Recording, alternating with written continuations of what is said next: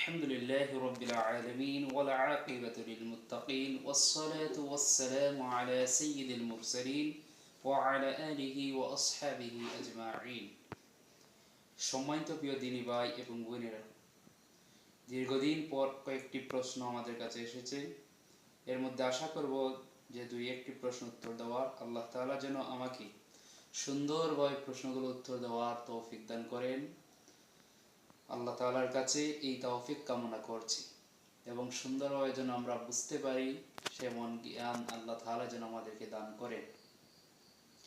এক নম্বর কথা হচ্ছে, একজন ভাই কয়েকদিন আগে বলছিলেন যে তারাবির নামাজ কত রাকাত, বিশেষত তারাবির নামাজ কত রাকাত এই কথা বলার আগে আমি বলবো, তারাবির নামাজ কত রাকাত তা নিয়ে আমরা বিতর্কে না জড়িয়ে অন্ততপক্ষে আমরা যারা 20 রাকাত পড়ি আমরা 20 রাকাতই যেন পড়ি।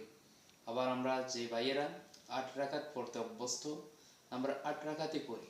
কেননা নামাজটা হচ্ছে মূলত রাকাত ভিত্তিক হবে না, নামাজটা হতে হবে রাসূল সাল্লাল্লাহু আলাইহি ওয়াসাল্লামের মতো।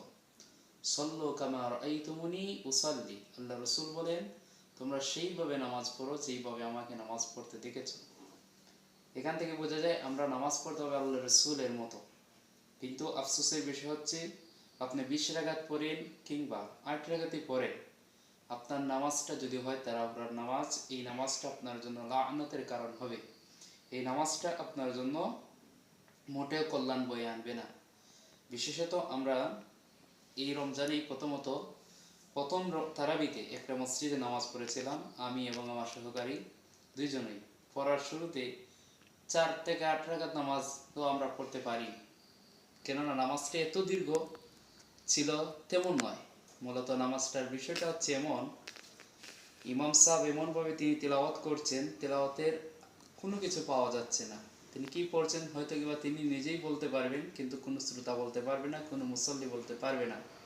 দ্বিতীয়ত নামাজের মধ্যে এত তাড়াহুড়া যা মুসলিম মিল্লাতের জন্য, মুসলিম জাতির জন্য লজ্জাজনক।